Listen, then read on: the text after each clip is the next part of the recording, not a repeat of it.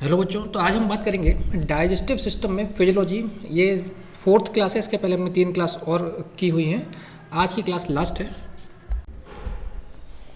तो ऊपर वाला सिलेबस जो है वो न्यू सिलेबस है, सेमेस्टर वाइज सिलेबस है। नीचे वाला जो सिलेबस दिखा है आपको दिख रहा है, ये ओल्ड सिलेबस और ईयर वाइज सिलेबस है। तो जो न्यू सिलेबस है इसमें third last point, movement of elementary tract, ये एक पॉइंट बचा हुआ है। बाकी हम पहले का सब कुछ समझ चुके हैं। उसके बाद लिखा है digestion in mouth, stomach, small intestine, large intestine, absorption of food. इनको हम उस पर्टिकुलर ऑर्गन के साथ ही पढ़ चुके हैं। जैसे सलाइवा के बारे में जब हमने बात की थी तो डाइजेशन इन माउथ हमने समझ लिया था। ठीक वैसे ही हमने stomach, small intestine, large intestine और फूड एब्जॉर्प्शन के बारे में समझ लिया है पहले ही। लास्ट टॉपिक जो बचा है movement of elementary tract, new syllabus के हिसाब से। ओल्ड सिलेबस में देखिए आप, function of organ of digestive tract के बाद सेकंड पॉइंट ही है movement of elementary tract. Syllabus same ही है, बस पॉइंट थोड़े ऊपर नीचे हैं और यूनिट का नंबर ऊपर नीचे है, बाकी कुछ फर्क नहीं है। तो चलिए शुरू करते हैं। तो मूवमेंट ऑफ एलिमेंट्री ट्रैक्ट या movement of digestive tract same चीज़ है। कंफ्यूज करने के लिए आपको ये अलग अलग क्वेश्चंस आ सकते हैं एग्जाम में।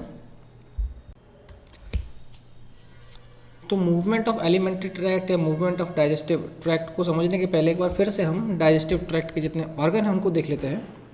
तो इसमें मेन डाइजेस्टिव ट्रैक्ट है या जो मेन डाइजेस्टिव सिस्टम है, साथ ही साथ इसमें कुछ एसेसरी ऑर्गन भी होते हैं। जैसे कि अगर आप बात करें तो जो डाइजेस्टिव ट्रैक्ट है तो ये एक ट्यूब लाइक स्ट्रक्चर है, एक पाइप के जैसा स्ट्रक्चर है। कैसे? माउथ से शुरू हो रहा है, माउथ के बाद फिर ईसोफेगस है, ईसोफेगस के बाद देखिए स्टमक है, स्टमक फिर कंटिन्यू होता है स्मॉल इंटेस्टाइन में, ड्यूडेनम, जेजुनम, इलियम, इलियम के बाद फिर ये लार्ज इंटेस्टाइन में आता है, लार्ज इंटेस्टाइन से फिर ये रेक्टम और एनस। ये पूरा एक ट्यूब लाइक स्ट्रक्चर है, एक पाइप जैसा स्ट्रक्चर है। यहाँ पर कुछ एसेसरी ऑर्गन भी हैं डाइजेस्टिव सिस्टम में। स्लाइवरी ग्लैंड है स्लाइवा सिक्रेशन के लिए, फिर पेनक्रियाज है, लीवर है, गॉल ब्लैडर है। ये एसेसरी ऑर्गन हैं जो कि डाइजेशन में हेल्प करते हैं, एंजाइम का सिक्रेशन करते हैं। तो अब मूवमेंट ऑफ एलिमेंट्री ट्रैक्ट के बारे में हम बात कर रहे हैं कि इसमें मूवमेंट किस प्रकार से होता है। तो कभी आप सोचिए, ध्यान दीजिए कि हम जब फूड खाते हैं, कुछ भी खाना खाते हैं, तो हम उसको अपने मुंह में डालते हैं, मैस्टिकेशन यानी चबाते हैं उसके बाद निगलते हैं। इतना तक तो वॉलेंट्री है, इतना तक तो ऐच्छिक है, ये हमारी इच्छा से होता है। उसके बाद ईसोफेगस के थ्रू फूड अपने आप स्टमक में चला जाता है। स्टमक से आगे कैसे खिसक रहा है, क्यों खिसक रहा है, स्टमक के बाद वो स्मॉल इंटेस्टाइन में कैसे जा रहा है, कहाँ से जा रहा है, आगे कैसे बढ़ रहा है, फिर लार्ज इंटेस्टाइन, फिर रेक्टम। तो ये जो पूरा प्रोसेस है ये इनवॉलेंट्री है, इसमें हमारा कोई वश नहीं है, अपने आप होता है ऑटोनोमिक नर्वस सिस्टम के थ्रू।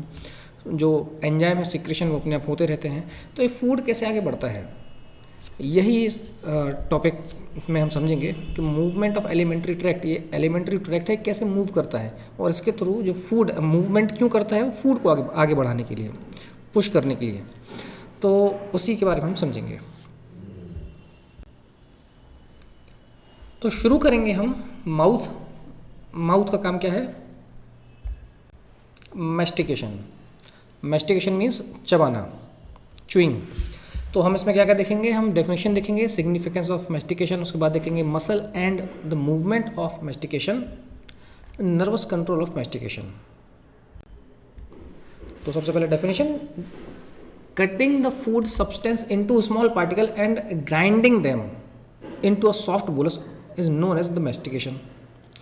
तो फूड सब्सटेंस को छोटे छोटे पार्टिकल में तोड़ देना, काटना, ग्राइंड करना। ग्राइंड मतलब होता है पीसना।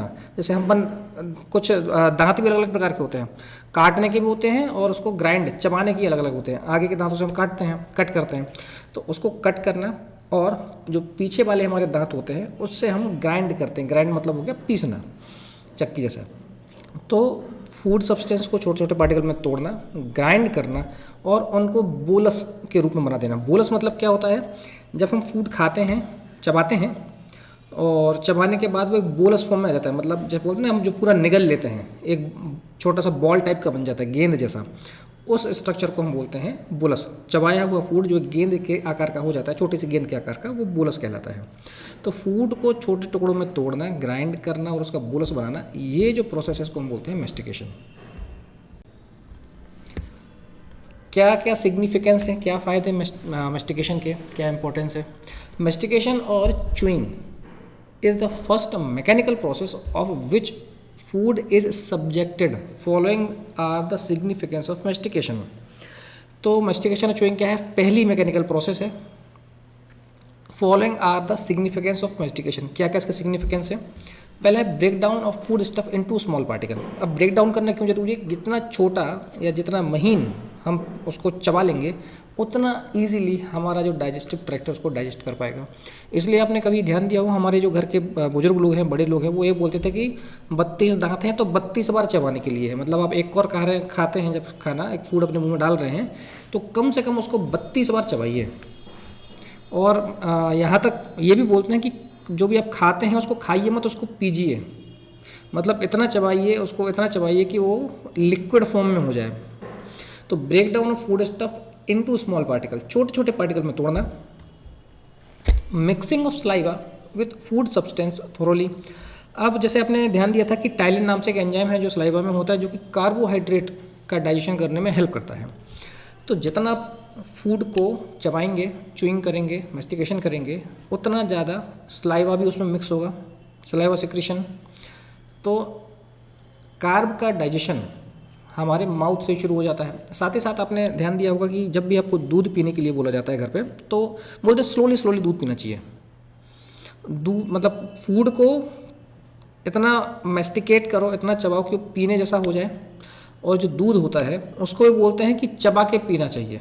चबा के कैसे पीते हैं, वो तो लिक्विड है, चबाएंगे कैसे, लेकिन उसको मुंह में रखिए और इतना रखिए कि वो सलाइवा से जितना ज़्यादा मिक्स होगा उतना जल्दी या उतना अच्छा उस मिल्क का डाइजेशन होगा। Mixing of saliva with food substance thoroughly. तो मेस्टिकेशन का क्या क्या सिग्निफिकेंस है, एक तो छोटे छोटे टुकड़ों में तोड़ना, दूसरा फूड में सलाइवा को मिक्स करना। Lubrication and moistening of dry food by saliva so that the bolus can be easily solved. और जो भी हम खाते हैं उसमें हम स्लोली स्लोली इसको चबाएंगे तो जितना देर तक हम उसको हमारे माउथ में रहेगा उतना ज़्यादा सलाइवा सिक्रेशन होगा। ज़्यादा सलाइवा सिक्रेशन होगा तो क्या होगा, वो जो बोलस है, भले आपने फूड कैसा भी खाया, जैसे अपन बोलते हैं ना कि फूड अलग अलग टाइप के होते हैं, ड्राई फूड है, सॉलिड है, सेमी सॉलिड है, लिक्विड है। तो जूस वगैरह लिक्विड में हो गया, खिचड़ी जो हम खाते हैं वो सेमी सॉलिड होता है।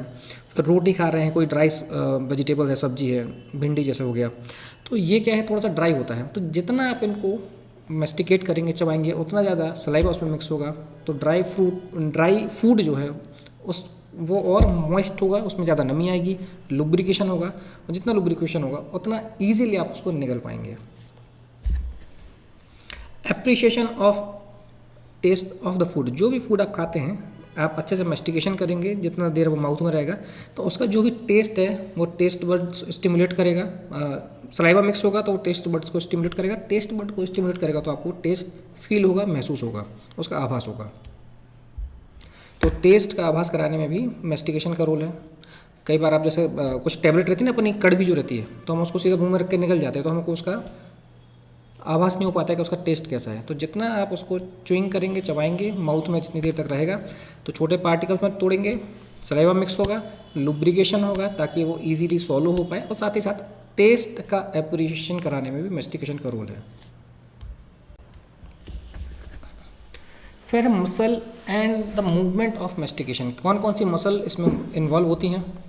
The muscle involve during mastication are masseter, temporal, pterygoid and buccinator muscle. इनको हम देख चुके हैं जब हमने सेंस ऑर्गन पढ़ा है तब फेस में। The various movement which occur during mastication are closure and opening of mouth. जब हम मेस्टिकेशन करते हैं, चबाते हैं, तो अलग अलग मूवमेंट होते हैं। कौन कौन से? Closure and opening of mouth, आप मुंह खोलेंगे, खाना अंदर डालेंगे, क्लोज करेंगे। रोटेशनल मूवमेंट, रोटेट होता है। Protraction and retraction of jaw, तो जॉ में रोटेशनल मूवमेंट होता है। प्रोट्रैक्शन मतलब होता है बाहर निकलना, रिट्रैक्शन मतलब होता है अंदर आना। तो जब हम चबाते हैं तो रोटेशनल, प्रोट्रैक्शन और रिट्रैक्शन मूवमेंट होते हैं। फिर है नर्वस कंट्रोल ऑफ मेस्टिकेशन। जो मेस्टिकेशन है, जो चबाना है, इसको कौन सी नर्व कंट्रोल करती हैं। Action of mastication is mostly a reflex process. जैसे वैसे तो ये रिफ्लेक्स प्रोसेस है, लेकिन it can be carried out voluntary also. इसको हम वॉलेंट्री भी करते हैं, यानी अपनी इच्छा से भी करते हैं। The centre for mastication is situated in the medulla and cerebral cortex. तो मैस्टिकेशन सेंटर एक्चुअली हमारे शरीर में जितनी भी एक्टिविटी होती हैं उनके लिए हमारे ब्रेन में अलग अलग सेंटर बने होते हैं। तो मैस्टिकेशन के लिए जो सेंटर है वो मेडुला और सेरेब्रल कॉर्टेक्स में सिचुएटेड होते हैं। The muscle are supplied by the mandibular division of fifth cranial nerve. तो जो फिफ्थ क्रेनियल नर्व है जिसका नाम है ट्राइजेमिनल नर्व, उसके मैंडिबुलर डिवीजन से सप्लाई होती है जो भी मैस्टिकेशन की मसल होती हैं उनको। मैस्टिकेशन के बाद सेकंड जो प्रोसेस है वो होती है डीग्लूटिशन। डीग्लूटिशन मतलब होता है निगलना। इसमें हम समझेंगे introduction, oral stage, pharyngeal stage, oesophageal stage और डीग्लूटिशन रिफ्लेक्स, डिस्फेजिया। तो पहले देख लेते हैं डीग्लूटिशन मतलब होता क्या है। जो ग्रीन कलर का स्टफ आपको दिख रहा है वो बोलस है, ये वो फूड है। तो फर्स्ट स्टेज में वो माउथ में है, सेकंड देखिए और फिर थर्ड। सेकंड में फेरिंग्स के पास में है और थर्ड में वो ईसोफेगस में पहुंच गया है। तो ये जो प्रक्रिया है, ये जो प्रोसेस है, इसको बोलते हैं डीग्लूटिशन यानी निगलना। Introduction, swallowing of food is known as deglutition. Food को निगलना या निगलने का जो प्रोसेस है उसको हम बोलते हैं डीग्लूटिशन। डीग्लूटिशन अकर इन 3 स्टेज, 3 स्टेज में होता है। Oral stage, when food from mouth enter the pharynx. पहला स्टेज क्या है जो हमने अभी डायग्राम में देखा था, जब फूड फेरिंग्स में आ रहा है माउथ से। Pharyngeal stage, when food enter the oesophagus from the pharynx. दूसरी स्टेज क्या है, फेरेंजियल स्टेज, जब फूड फेरिंग्स से ईसोफेगस में जा रहा है। थर्ड स्टेज है ईसोफेजियल स्टेज, जब फूड ईसोफेगस से स्टमक में इंटर करता है। तो पहला स्टेज क्या हो गया, माउथ से फेरिंग्स, दूसरा फेरिंग्स से ईसोफेगस, तीसरा ईसोफेगस से स्टमक। ओरल और फर्स्ट स्टेज, दिस स्टेज अगर आफ्टर मेस्टिकेशन। पहली स्टेज है माउथ से फेरिंग्स में जा रहा है। इस स्टेज में क्या हो रहा है, ये मेस्टिकेशन के जस्ट बाद वाली स्टेज है। During mastication food is rolled into a bolus. जो मेस्टिकेशन वाला प्रोसेस है इसमें जो फूड स्टफ है वो एक बोलस के फॉर्म में बन जाता है। The passage of bolus through oral cavity into the pharynx occur in this stage. इस स्टेज में क्या हो रहा है, ओरल कैविटी से फेरिंग्स में फूड जो है वो ओरल कैविटी से फेरिंग्स में पास होता है। And this is a voluntary stage. ये जो स्टेज है ये वॉलेंट्री है, ऐच्छिक है, हम अपनी इच्छा से करते हैं। First, this bolus is placed over the posterior dorsal surface of tongue. Posterior एकदम पीछे की तरफ, टंग के पीछे की तरफ पहुंचता है। This is called the preparatory situation या preparatory position. Now the front part of tongue is retracted. जो टंग का एंटीरियर साइड का पार्ट है, फ्रंट पार्ट है, वो रिट्रैक्ट होता है यानी पीछे की तरफ जाता है। एंड डिप्रेस्ड, नीचे की तरफ दबता है। The posterior part of tongue is elevated and retracted against hard palate. और जो पोस्टीरियर पार्ट है यानी कि पीछे का पार्ट है टंग का, ये एलिवेट होता है, ऊपर की तरफ उठता है और रिट्रैक्ट होता है हार्ड पैलेट के अगेंस्ट में। This makes the bolus move back into the pharynx. तो ये जो मूवमेंट हो रहा है इसकी वजह से बोलस फेरिंग्स की तरफ जाता है। आज जब भी आप फूड खाइएगा तो ध्यान में दीजिएगा इस प्रोसेस को। The forceful contraction of tongue against the palate. जो टंग है इसमें कॉन्ट्रैक्शन होता है पैलेट के अगेंस्ट में, जिसकी वजह से एक पॉजिटिव प्रेशर क्रिएट होता है, प्रोड्यूस होता है पोस्टीरियर पार्ट में, ओरल कैविटी के पोस्टीरियर पार्ट में। This pressure is the oral cavity also push the food into pharynx to some extent. फिर है फेरेंजियल स्टेज और सेकंड स्टेज। इसमें क्या हो रहा है, फेरिंग्स से ईसोफेगस में फूड जाएगा। In the pharyngeal stage or the second stage of the deglutition, the bolus is pushed from pharynx into the esophagus. It is an involuntary stage. Second stage है pharyngeal stage में क्या हो रहा है, जो bolus है pharynx में आया था ये pharynx से esophagus में push होगा। It is an involuntary stage और ये involuntary stage है यानी कि ये अनैच्छिक है। The pharynx is a common passage for food and air. और जो फेरिंग्स है यहाँ पर फूड और एयर दोनों के लिए कॉमन पैसेज है। उसके नीचे फिर क्या होता है, लैरिंग्स जो कि आगे ट्रेकिया में ओपन होती है और ईसोफेगस जो कि जाके स्टमक में ओपन होगा। 2 पाइप अलग अलग हो जाते हैं। Larynx lies anteriorly and continues as a respiratory passage. जो लैरिंग्स है वो एंटीरियरली होता है, सामने की तरफ होता है, फ्रंट साइड में होता है, और रेस्पिरेटरी पैसेज में कंटिन्यू होता है यानी कि ट्रेकिया में कंटिन्यू होता है। Oesophagus lies behind the larynx, और जो ईसोफेगस है वो लैरिंग्स के बिहाइंड यानी कि पोस्टीरियर साइड में होता है, and continues as a gastro intestinal tract. Third stage या oesophageal stage, this is also an involuntary stage, ये भी इनवॉलेंट्री स्टेज है, यानी हमारा कंट्रोल नहीं है, अनैच्छिक है। The function of oesophagus is to transport the food from the pharynx to the stomach. इस प्रोसीजर में या इस स्टेज में क्या हो रहा है, ईसोफेगस से स्टमक में फूड जा रहा है। ईसोफेगस का काम क्या है, फेरिंग्स से स्टमक तक फूड की सप्लाई करना, फूड पहुंचाना, ट्रांसपोर्ट करना। The movement of oesophagus are specifically organised for this function and the movement are called peristaltic waves. अभी जो मूवमेंट है ईसोफेगस के, ये स्पेशली ऑर्गेनाइज रहते हैं इसी काम के लिए, क्या काम के लिए, फेरिंग्स से स्टमक तक फूड पहुंचाने के काम के लिए। और जो मूवमेंट इसमें होते हैं, ईसोफेगस में होते हैं या जो हमारे डाइजेस्टिव ट्रैक्ट में होते हैं, उसको हम बोलते हैं पेरिस्टाल्टिक मूवमेंट या पेरिस्टाल्टिक वेव। वेव मतलब लहर, पेरिस्टाल्टिक वेव आती हैं। Peristalsis means wave of contraction followed by wave of relaxation of muscle. अब पेरिस्टाल्सिस मतलब क्या है, ये कॉन्ट्रैक्शन और रिलैक्सेशन की एक वेव टाइप की होती हैं। जैसे कभी अपन हम बताते हैं ना थोड़ा एक्ट करके कि हवा कैसे चलती है हाथ से लहरा के, तो ठीक उसी प्रकार से वेव आती है पेरिस्टाल्सिस, जो कि मसल फाइबर में होती हैं और उसके थ्रू फूड आगे की तरफ बढ़ता है। Peristalsis means a wave of contraction followed by the wave of relaxation of muscle fibre of GI tract which travel in aboral direction. By this type of movement, the content are propelled down along the GI tract। तो peristalsis wave क्या होती हैं, continuous contraction और relaxation की जो wave आती हैं GI tract में होती हैं, उसको हम बोलते हैं peristalsis wave. Which travel in aboral direction. Aboral मतलब क्या होता है, AB को अलग करिए, ओरल को अलग करिए। एबॉरल यानी ओरल कैविटी से दूर, माउथ से दूर ले जाने वाला जो डायरेक्शन है, उसमें ये वेव चलती हैं। तो जो भी फूड है उसको माउथ से दूर यानी आगे की तरफ ये खिसकाएंगी।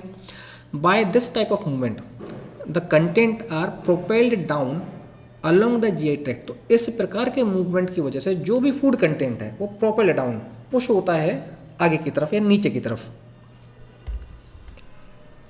When bolus reach the oesophagus the peristaltic wave are initiated which propel the bolus into the stomach. तो जैसे ही बोलस ईसोफेगस में आता है, फेरिंग्स से ईसोफेगस में बोलस आया, जो फूड आया, पेरिस्टाल्टिक वेव जनरेट होंगी, इनिशिएट होंगी, उनकी शुरुआत होगी और ये फूड को प्रोपेल करेंगी स्टमक की तरफ, नीचे की तरफ लेके जाएंगी। डिग्लूटिशन reflex.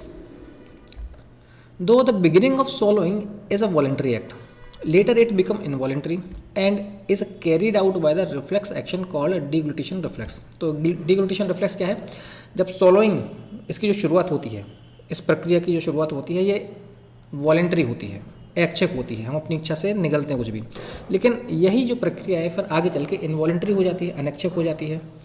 And carried out by reflex action, और एक रिफ्लेक्स एक्शन के थ्रू ये इनवॉलेंट्री एक्ट होता है, इसी को हम बोलते हैं डिग्लूटिशन रिफ्लेक्स। ये डिग्लूटिशन रिफ्लेक्स आपको 2 नंबर में पूछा जा सकता है। It occur during the pharyngeal and oesophageal stage. तो पहला जो ओरल स्टेज था वो तो वॉलंटरी था, उसके बाद वाले जो 2 स्टेज हैं फेरेंजियल और ईसोफेजियल स्टेज, ये डिग्लूटिशन रिफ्लेक्स के थ्रू होते हैं और ये दोनों इनवॉलंटरी हैं। डिस्फेजिया, ये टर्म याद रख लीजिएगा, अब ये टर्म आपको थ्रू आउट लाइफ सुनने को मिलेगी। थ्रू आउट लाइफ इसलिए क्योंकि पेशेंट को भी सिम्टम्स होते हैं, तो वहाँ पे भी हम डिस्फेजिया टर्म यूज़ करते हैं। जब आप अभी सेकेंड ईयर में आएंगे, डिसीजेस पढ़ेंगे, तब भी इनको सिम्टम्स में पढ़ेंगे।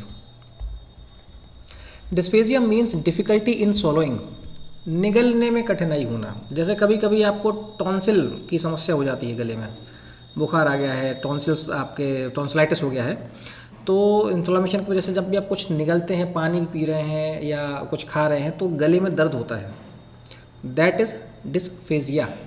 क्योंकि जब आप हॉस्पिटल में काम करेंगे, किसी भी क्लिनिक में काम करेंगे, आप किसी कॉलेज में पढ़ाएंगे, तो जब हम कुछ टर्म हैं जो मेडिकल टर्म, उनको ही हम यूज़ करते हैं, कॉमन टर्म को यूज़ नहीं करते हैं।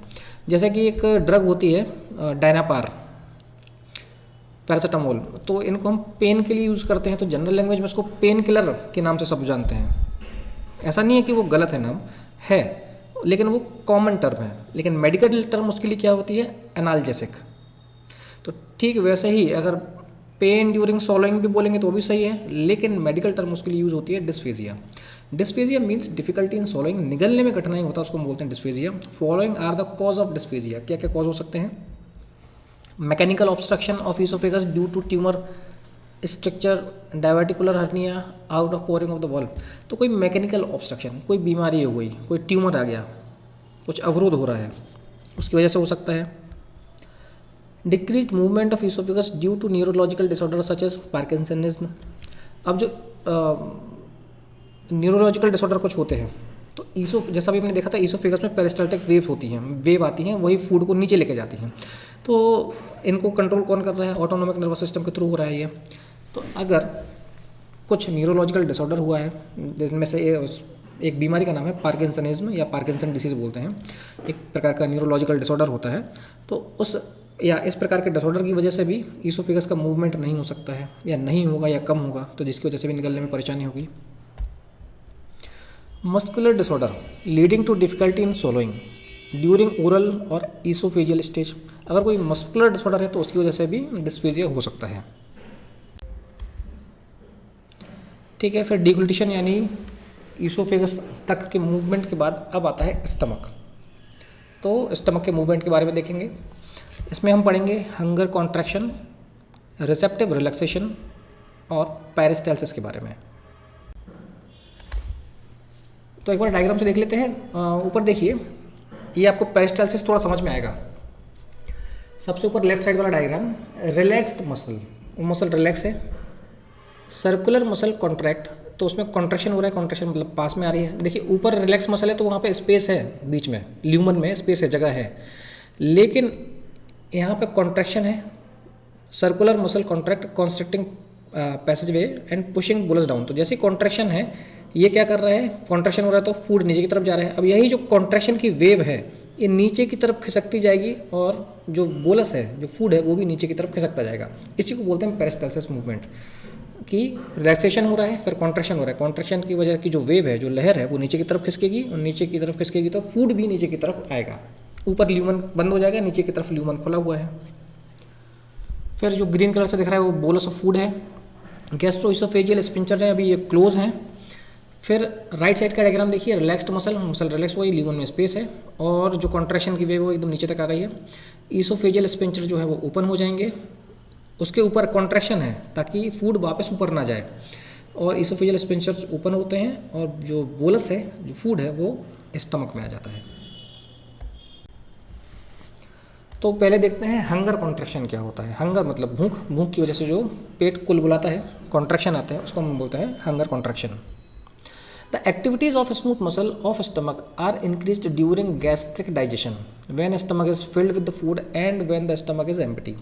जब भी स्टमक में फूड होता है, एक्चुअली स्टमक में फूड 2 से 3 घंटे तक ही रहता है, तो जब भी हमारा स्टमक फुल है या हमारा स्टमक खाली होता है, तब the activity of smooth muscle of stomach are increased, तब स्टमक की स्मूथ मसल की एक्टिविटी बढ़ जाती है।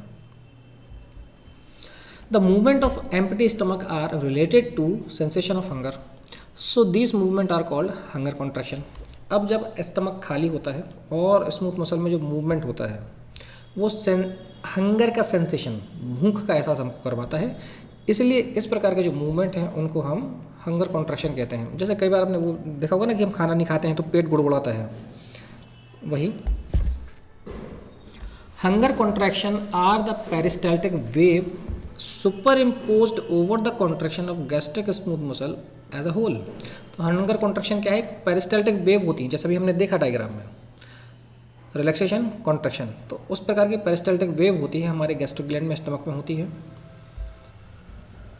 This type of peristaltic wave is different from the digestive peristaltic contraction. तो इस जो अगर हंगर कॉन्ट्रैक्शन होता है, जब भूख लगती है, तब मसल में जो कॉन्ट्रैक्शन होता है और जो पेरिस्टाल्टिक मूवमेंट होता है, इनमें थोड़ा डिफरेंस होता है। This type of peristaltic wave is different from the digestive peristaltic contraction. The digestive peristaltic contraction usually occur in body and pyloric part of the stomach.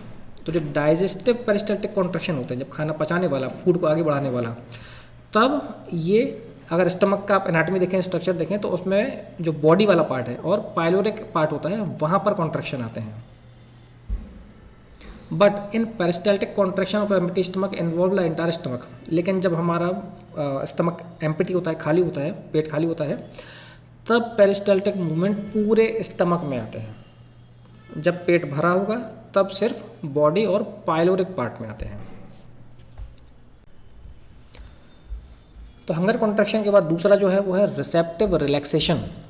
Relaxation of upper portion of the stomach when bolus enter the stomach from oesophagus is called receptive relaxation. फिर से समझिए, relaxation of upper portion of the stomach. Stomach का upper portion, gastro oesophageal जहाँ पर स्पिंचर्स थे, उस portion में relaxation होता है। कब? जब ईसोफेगस से फूड या जो बोलस है वो स्टमक में आता है, इसलिए हम इसको बोलते हैं रिसेप्टिव रिलैक्सेशन। रिसेप्टिव मतलब रिसीव करना, रिलैक्सेशन मतलब रिलैक्स होता है और फूड ऊपर से रिसीव करता है, ईसोफेगस से फूड रिसीव करता है, इसलिए इसको हम बोलते हैं रिसेप्टिव रिलैक्सेशन।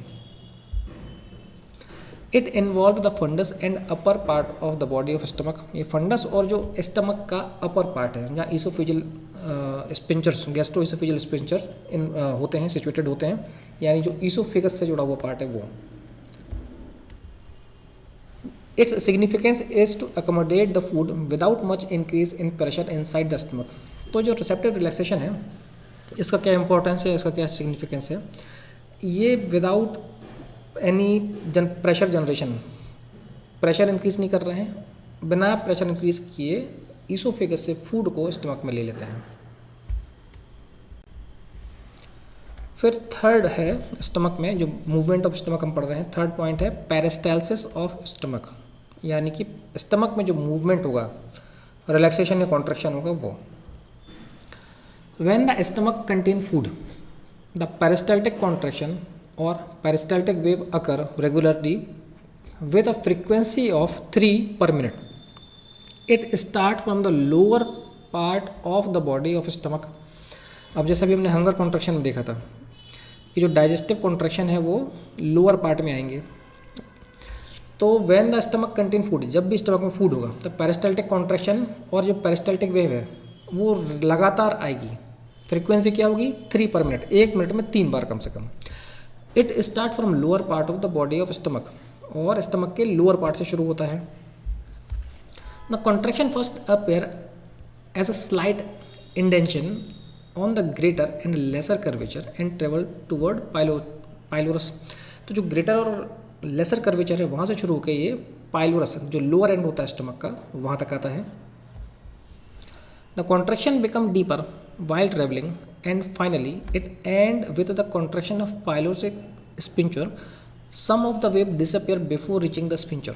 तो जो कॉन्ट्रैक्शन है जैसे जैसे आगे बढ़ता है वैसे वैसे डीप होता जाता है, और पाइलोरिक स्पिंचर जो है यानी जो एंड पार्ट होता है जो कि ड्यूडिनम से जुड़ता है, जहाँ पे स्टमक और ड्यूडिनम का जंक्शन है, वहाँ पर जो पाइलोरिक स्पिंचर होते हैं वहाँ तक ये वेव आती है, कॉन्ट्रैक्शन वेव आती है।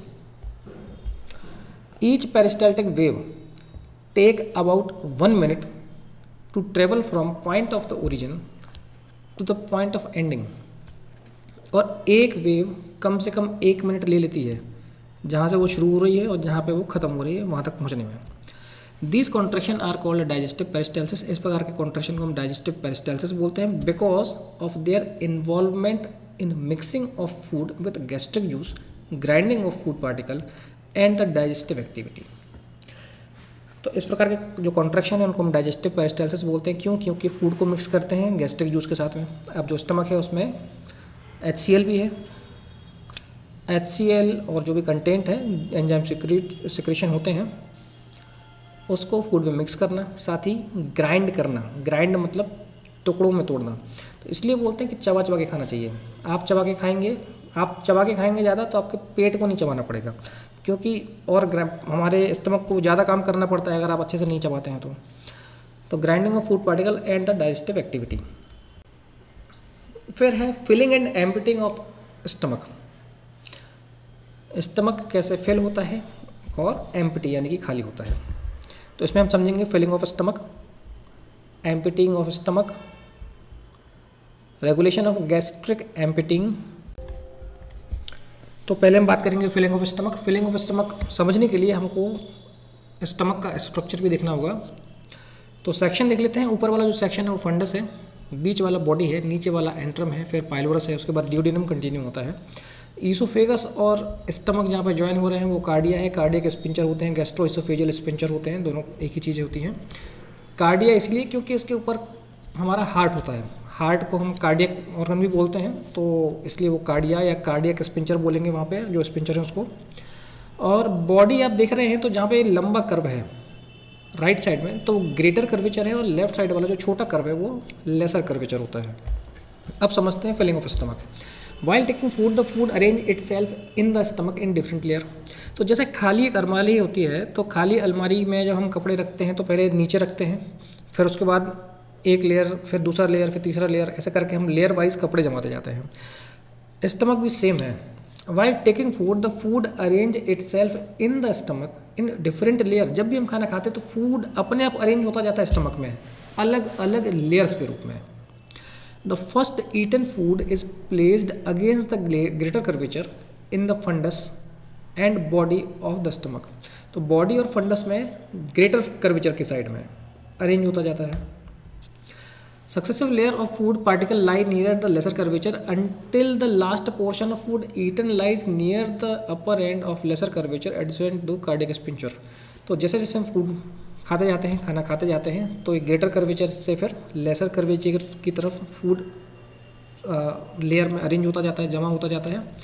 और फिर ऊपर जहाँ पे कार्डियक स्पिंचर है, जो अपर एंड है या जो फंडस वाला एरिया है, वहाँ पर फूड कलेक्ट होने लग जाता है या जमा होने लग जाता है। एम्प्टीइंग ऑफ स्टमक यानी कि स्टमक खाली कैसे होता है। The emptying of stomach content into the intestine occur due to the peristaltic wave arising in the pyloric part of the stomach and simultaneously relaxation of pyloric sphincter. Various factors influence the emptying of stomach। तो stomach खाली कैसे होता है या stomach का जो content है वो इंटेस्टाइन में कैसे पहुंचता है। ड्यू टू पेरिस्टाल्टिक वेव, जो पेरिस्टाल्टिक वेव है सिस्टमेटिक कॉन्ट्रैक्शन और रिलैक्सेशन वाली, उनके थ्रू होता है। अब ये जो कॉन्ट्रैक्शन है, जो पेरिस्टाल्टिक वेव है, ये पाइलोरिक एंड से शुरू होती है और साथ ही साथ जब ये शुरू होती है वहाँ पर पहुँचती है तो पाइलोरिक स्पिंचर जो है उनमें रिलैक्सेशन हो जाता है, वो ओपन हो जाते हैं, वो खुल जाते हैं और फूड कंटेंट स्टमक से इंटेस्टाइन यानी कि ड्यूडेनम में आ जाता है।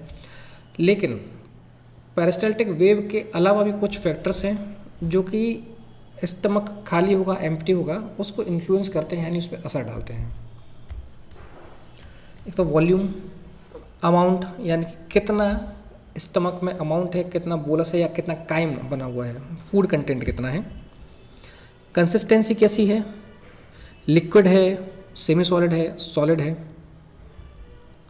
केमिकल कंपोजिशन किस प्रकार का है कि प्रोटीन है, फैट है और पीएच। तो इनके हिसाब से जो स्टमक का खाली होना है, जो एम्प्टी होना है, उसमें टाइम कम या ज़्यादा लग सकता है। Regulation of gastric emptying, filling देख लिया, एम्प्टिंग देख लिया, लेकिन जो एम्प्टी होता है उसको कौन रेगुलेट करता है या किस प्रकार से ये कंट्रोल होता है। The emptying of stomach stops mainly due to inhibition of gastric motility. Gastric motility मतलब क्या हुआ, गैस्ट्रिक मूवमेंट। गैस्ट्रिक मूवमेंट मतलब स्टमक में जो मूवमेंट, स्टमक के मूवमेंट मतलब पेरिस्टाल्टिक मूवमेंट। तो अगर पेरिस्टाल्टिक मूवमेंट बंद हो जाते हैं तो स्टमक खाली होना रुक जाता है। The inhibition of gastric motility of stomach is caused by both nervous और हार्मोनल फैक्टर। अब जो गैस्ट्रिक मोटिलिटी है, जो पेरिस्टाल्टिक मूवमेंट है, वो रुकता है, उसके पीछे दो कारण हो सकते हैं। नर्वस हो सकता है या हार्मोनल फैक्टर, ये दोनों हो सकते हैं। तो जो एंटेरोगैस्ट्रिक रिफ्लेक्स होते हैं उनकी वजह से, या जो एंटेरोगैस्ट्रॉन एक हार्मोन होता है उसकी वजह से भी मोटिलिटी इनहिबिट हो सकती है या पेरिस्टाल्टिक जो वेव है वो शुरू होना रुक सकती है। अब बात करेंगे हम वॉमिटिंग की। ये भी जीआई मूवमेंट में ही आता है। वॉमिटिंग और एमेसिस, एमेसिस जो टर्म है ये मेडिकल टर्म है, वॉमिटिंग के लिए हम यूज़ करते हैं। जैसे एक ड्रग होती है ऑन्डेनिस्टेरोन, ये कभी कभी जैसे आप ट्रेवल करते हैं बस में, ट्रेन में या कहीं पे भी, तो आपको लगता है कि ना बस में बैठते साथ हमको वॉमिटिंग होती, उल्टी आती है, तो कुछ ड्रग खा लेते हैं कि यार उल्टी ना आए हमको। तो वो जो ड्रग है उनको हम बोलते हैं मेडिकल टर्म में एंटी एमेटिक। एमएसएस मतलब होता है वॉमिटिंग, उल्टी आना। तो उल्टी आने के अगेंस्ट में जो ड्रग काम करेगी, यानी उल्टी नहीं आने देगी, वो ड्रग कहलाएगी एंटी एमेटिक ड्रग। ठीक, तो एमएसएस मतलब क्या हुआ, वॉमिटिंग। वॉमिटिंग और एमएसएस, एमएसएस मेडिकल टर्म है, वॉमिटिंग और emesis is the abnormal emptying of stomach and upper part of intestine through oesophagus and mouth. Vomiting और एमएसएस क्या है, स्टमक इंटेस्टाइन के अपर पार्ट का एबनॉर्मल एम्प्टी होना, abnormal तरीके से स्टमक खाली होना, उसको हम बोलते हैं वॉमिटिंग। माउस, और ये ईसोफेगस और माउस के थ्रू होता है। अपर एंड ऑफ स्मॉल इंटेस्टाइन यानी कि ड्यूडिनम, स्टमक, यहाँ से जो भी कंटेंट है वो ईसोफेगस और माउथ के थ्रू बाहर निकल जाता है। इस प्रक्रिया, इस प्रोसेस को हम बोलते हैं एमएसएस या vomiting. Movement of a small intestine. The movement of a small intestine are essential for mixing the chyme with digestive juice, propulsion of food, and absorption. Four type of movement occur in a small intestine. तो small intestine की जो movement है बहुत ज़रूरी है किन किन कामों के लिए। एक तो काइम में डाइजेस्टिव जूस मिक्स करने के लिए। काइम मतलब क्या होता है, जो भी फूड आपने खाया है माउथ से वो बोलस के फॉर्म में गया स्टमक में, स्टमक में जो HCl है उससे मिला, और उससे मिलने के बाद जो कंटेंट है उसको हम बोलते हैं काइम। काइम जो है वो स्टमक से आ गया इंटेस्टाइन में। अब इंटेस्टाइन में जो मूवमेंट होंगे वो क्यों ज़रूरी है, mixing the chyme with digestive juice. जो भी पेनक्रियास से, गॉल ब्लैडर से, लीवर से जो बाइल आ रहा था, स्मॉल इंटेस्टाइन से जो सेक्रेशन हो रहे हैं, जूस आ रहे हैं, वो जूस काइम से मिक्स होंगे स्मॉल इंटेस्टाइन के मूवमेंट की वजह से। प्रोपल्शन ऑफ फूड, प्रोपल्शन मतलब उसको आगे बढ़ाना। प्रोपेल एक प्रोसेस होता है, जैसे कि कोई रॉकेट देखे होंगे आपने, ये जैसे इसरो है रॉकेट लॉन्च करते हैं, तो जो पीछे उसमें प्रोपेलर लगे होते हैं जो उस रॉकेट को एंटी ग्रेविटी नीचे से ऊपर की तरफ प्रोपेल करते हैं, फेंकते हैं। ठीक वैसे प्रोपल्शन है। प्रोपल्शन मतलब उसको आगे बढ़ाना, फूड को आगे बढ़ाना।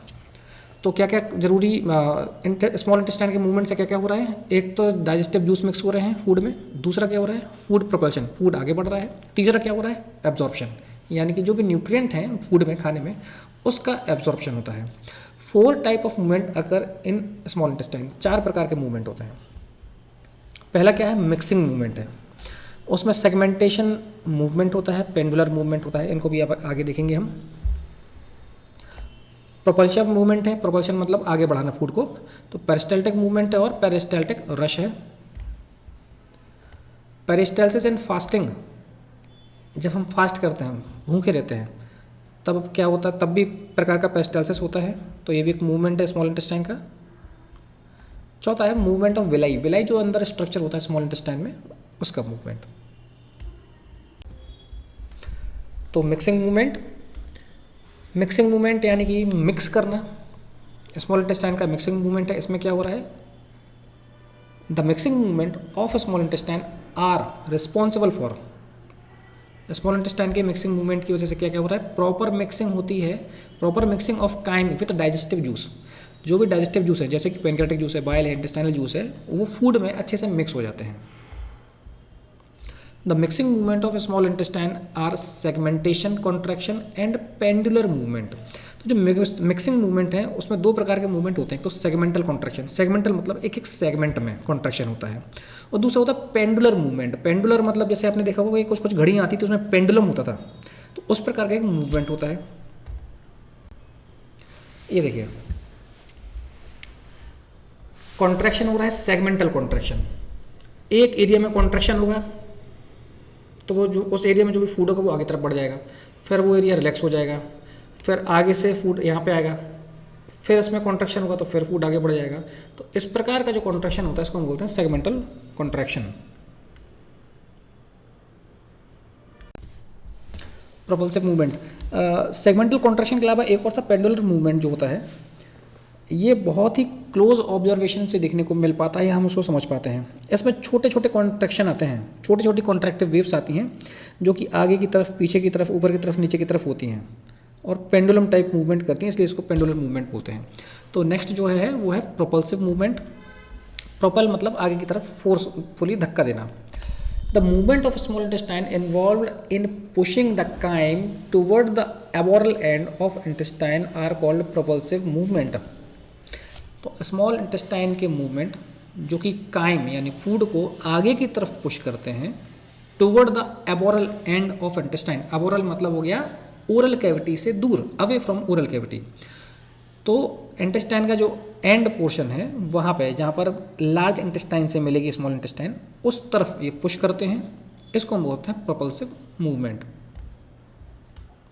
The propulsive movement are of two type, ये दो प्रकार के होते हैं, पेरिस्टाल्टिक मूवमेंट और दूसरा होता है peristaltic rush.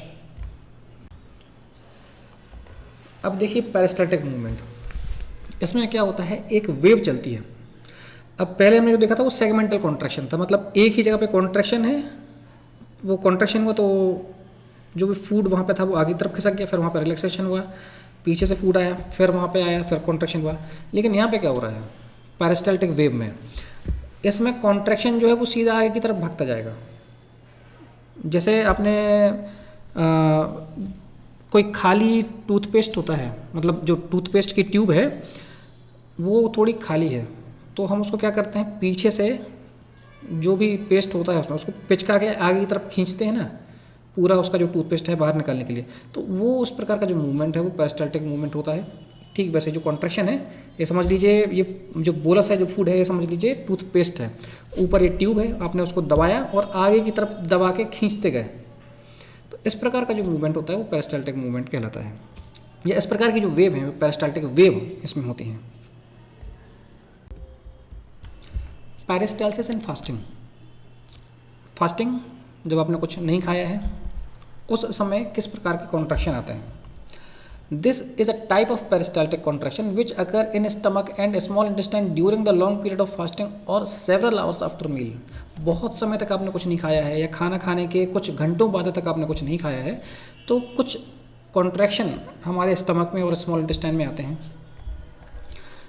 It is different from regular peristaltic. तो ये जो कॉन्ट्रैक्शन है ये रेगुलर पेरिस्टाल्सिस कॉन्ट्रैक्शन से अलग होते हैं। ये लार्ज पोर्शन में आते हैं। A large portion of stomach और intestine is involved in the contraction. तो जब फास्टिंग वाले कॉन्ट्रैक्शन आते हैं या फास्टिंग वाला पेरिस्टाल्सिस होता है तो इसमें स्टमक और इंटेस्टाइन का बहुत ज़्यादा पार्ट या पोर्शन इन्वॉल्व होता है या बहुत ज़्यादा पोर्शन में कॉन्ट्रैक्शन आते हैं। The contraction extend to about 40 centimetre of stomach और इंटेस्टाइन, 40 सेंटीमीटर तक। This type of movement occur once in every 1.5 to 2 hour. तो इस प्रकार के जो कॉन्ट्रैक्शन है, जो मूवमेंट है, ये 1.5 से 2 घंटे में आएंगे, हर 1.5 से 2 घंटे में आएंगे। फिर था मूवमेंट ऑफ विलाई। विलाई मतलब क्या होता है, ये देखिए आपकी स्मॉल इंटेस्टाइन में जो इनर साइड में छोटे छोटे से स्ट्रक्चर दिख रहे हैं, हेयर लाइक छोटे छोटे से, इनको बोलते हैं villi. During the movement of small intestine there are simultaneous movement of villi also. This is because of the smooth muscle fibre of intestine wall extend into the villi also. अब जब भी small intestine में movement होता है तो साथ ही साथ villi में मूवमेंट होता है, क्योंकि वो उससे जुड़े हुए हैं, जो स्मूथ मसल फाइबर हैं जुड़े हुए हैं विलाई से। The movement of villi are shortening and elongation. Villi का मूवमेंट क्या है, शॉर्ट होना, सिकुड़ना, छोटा होना, और एलोंगेशन फिर लंबा होना, which occur alternatively and help in emptying lymph from the central lacteal into the lymphatic system. और लिम्फ को खाली करने में हेल्प करते हैं। The surface area of villi is increase during elongation. जब भी एलोंगेशन होता है, लंबे होते हैं, तब इनका सर्फेस एरिया बढ़ जाता है। This help absorption of digested food particle from the lumen of intestine. तो जैसे विलाई का एरिया बढ़ेगा, इसका क्या फ़ायदा होता है, ये एब्जॉर्प्शन में हेल्प करते हैं। जो भी डाइजेस्टेड फूड है इंटेस्टाइन की ल्यूमन में है, उसको एब्जॉर्ब करने में ये हेल्प करता है। Movement of villi are initiated by local nervous reflex which occur in response to the presence of chyme in small intestine। जैसे ही small intestine में chyme आएगा तो लोकल नर्वस सिस्टम या जो लोकल नर्वस रिफ्लेक्स हैं वो आते हैं, उसकी वजह से विलाई में मूवमेंट होता है। The hormone secreted from the small intestine mucosa called villikinin is also believed to play an important role in increasing the movement of villi। Small intestine से एक हार्मोन निकलता है जिसका नाम है विलिकिनिन। ऐसा माना जाता है कि ये भी विलाई के मूवमेंट में हेल्प करता है या विलाई के मूवमेंट जो है उसको बढ़ाता है। Movement of large intestine, the movement of large intestine are mostly sluggish. जो लार्ज इंटेस्टाइन का मूवमेंट है वो स्लगिश मतलब होता है धीमा, स्लो है। लार्ज इंटेस्टाइन का मूवमेंट काफ़ी स्लो है। Still these movement are important for mixing propulsion और एब्जॉर्प्शन फंक्शन। फिर भी ये जो धीमे मूवमेंट हैं वो भी बहुत ज़रूरी हैं। काय के लिए? मिक्सिंग के लिए, प्रपोल्शन यानी फूड को आगे बढ़ाने के लिए, और एब्जॉर्प्शन के लिए। Two type of movement occur in large intestine. दो प्रकार के मूवमेंट होते हैं। पहला क्या है? Mixing movement. ये क्यों होता है? सेगमेंटल कॉन्ट्रैक्शन की वजह से, जो हमने अभी पहले देखे हैं। दूसरा क्या है? प्रोपल्सिव मूवमेंट, मास पेरिस्टल्सिस। जो पेरिस्टल्सिस वेव आती है या पेरिस्टल्टिक वेव होती है उसके थ्रू प्रोपल्सिव मूवमेंट होता है, यानी फूड आगे की तरफ बढ़ता है। सेगमेंटेशन या जो सेगमेंटल कॉन्ट्रैक्शन है उसको देख लेते हैं क्या है इसमें। लार्ज सर्कुलर कॉन्ट्रैक्शन, मतलब गोले में, जो ल्यूमन है उसके गोले में होता है large circular contraction, which appear in the colon, जो कि कोलोन यानी लार्ज इंटेस्टाइन में होता है, are called mixing segmentation contraction. Large इसलिए बोल रहे हैं अपन क्योंकि ये जो लार्ज इंटेस्टाइन है ये थोड़ी थिक होती है, मोटी होती है अगर हम कंपेयर करेंगे स्मॉल इंटेस्टाइन से। तो एक गोले में कॉन्ट्रैक्शन आता है पूरा, जैसा भी हमने देखा था सेगमेंटल कॉन्ट्रैक्शन के पिक्चर में। Which appear in the colon, colon यानी कि हमारी large intestine, are called mixing segmentation contraction. The length of the portion of colon involve in each contraction is about 2.5, लगभग 2.5 सेंटीमीटर। 2.5 सेंटीमीटर का area जो है वो ईच सर्कुलर कॉन्ट्रैक्शन में involve होता है। The contraction occur at regular distance in colon. तो जो कॉन्ट्रैक्शन है कुछ निश्चित दूरी पे कॉन्ट्रैक्शन कोलोन में होते हैं, जैसे हमने देखा ना सेगमेंट वाइज, यहाँ पे हो रहा है, फिर थोड़ी दूर आगे हो रहा है, फिर थोड़ी और दूर आगे हो रहा है। तो एक निश्चित दूरी पर ये कॉन्ट्रैक्शन लगातार होते रहते हैं, जिसकी वजह से फूड भी आगे बढ़ता है। Segmental contraction are responsible for mixing. अब ये देखिए सेगमेंटेशन जो कॉन्ट्रैक्शन हो रहे हैं इससे क्या हो रहा है। सबसे ऊपर वाला देखिए, नीचे वाला भी देखिए, बीच में है जो फूड है, कॉन्ट्रैक्शन हो रहा है तो फूड आगे पीछे इस तरीके से होता है। तो इसकी वजह से मिक्सिंग में भी हेल्प मिलती है और फूड को आगे बढ़ाने में भी हेल्प मिलती है। फिर मास पेरिस्टाल्सिस और मास मूवमेंट। मास मतलब बड़े स्केल पे। मास पेरिस्टाल्सिस और mass movement propel the faeces from colon toward anus. तो मास पेरिस्टाल्सिस या मास मूवमेंट की वजह से क्या होता है, जो फीकस है, फीकल मैटर है, ये कोलोन से एनस की तरफ जाता है। Usually this movement is developed only a few times every day. और ये जो मूवमेंट है दिन में कुछ बार ही होते हैं। The duration of the mass movement is about 10 minute in morning before और आफ्टर ब्रेकफास्ट। तो ये जो मूवमेंट है मास पेरिस्टाल्सिस के, ये लगभग 10 मिनट के होते हैं। जब भी आप ब्रेकफास्ट के 10 मिनट पहले या 10 मिनट बाद ये मूवमेंट होते हैं। This is because the neurogenic factor like gastrocolic reflex and parasympathetic stimulation. और ये जो मास पेरिस्टाल्सिस मूवमेंट है लगभग 10 मिनट होते हैं जब आप क्या बोलते हैं फीकस पास करते हैं, पॉटी करते हैं। This is because of the neurogenic factor. ये न्यूरोजेनिक फैक्टर जैसे कि गैस्ट्रोकोलिक रिफ्लेक्स या पैरासिम्पैथेटिक स्टिमुलेशन की वजह से मास पेरिस्टाल्सिस मूवमेंट आते हैं। फिर defecation.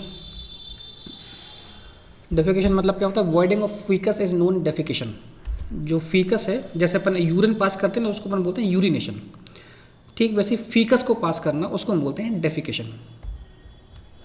Faeces is formed in large intestine and stored in sigmoid colon. Faeces large intestine में फॉर्म होता है, बनता है और सिग्मोइड कोलोन में स्टोर होता है।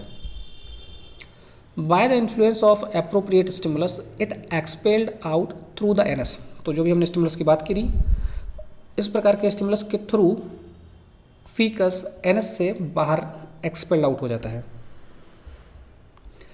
This is prevented by tonic contraction of anal sphincter in the absence of the stimulus. तो अगर कोई स्टिमुलस नहीं है तब जो एनल स्पिंचर होते हैं वो क्लोज होते हैं और फीकल मैटर जो है वो बाहर की तरफ नहीं आता है। अब डेफिकेशन को एक डायग्राम के थ्रू भी समझ लेते हैं। सबसे ऊपर देखिए लिखा है सिग्मोइड कोलोन और रेक्टम। यहाँ पर फीकल मैटर आएगा, फिर स्टिमुलेशन की वजह से नीचे देखिए लेफ्ट साइड में पहले है इंटरनल एनल स्फिंक्टर जो स्मूथ मसल है, और उसके नीचे देखिए एक्सटर्नल एनल स्फिंक्टर।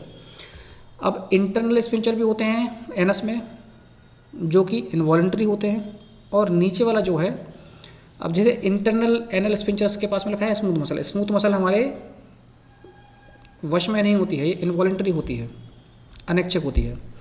उसके नीचे देखिए एक्सटर्नल एनल स्फिंक्टर लिखा है लेफ्ट साइड में सबसे नीचे। ये स्केलेटल से मसल से मिलकर बने होते हैं, इसलिए ये वॉलेंट्री होते हैं, हमारे कंट्रोल में होते हैं।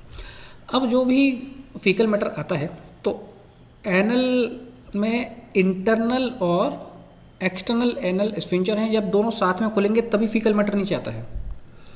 कभी जैसे आपको बहुत जोर से पोटे आ रही है, लेकिन आप स्केलेटल मसल या जो एनल स्फिंक्टर हैं, एक्सटर्नल एनल स्फिंक्टर हैं, इनको क्लोज करके रखते हैं, इसलिए फीकल मैटर नीचे की तरफ नहीं आता है।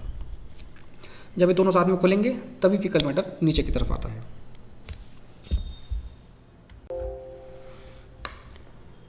तो आज हमने डाइजेस्टिव सिस्टम पूरा कंप्लीट कर लिया है। इसके पहले 3 क्लास फिजियोलॉजी की हम कर चुके हैं, उसके पहले 2 क्लास हमने एनाटॉमी की भी की थी। तो टोटल 6 क्लास में हमारा डाइजेस्टिव सिस्टम कंप्लीट हो गया है। नेक्स्ट अब देखेंगे यूनिट वाइज जो भी आपका सिस्टम होगा, शायद कार्डियोवैस्कुलर या ब्लड है, तो उसको शुरू करेंगे। Thank you.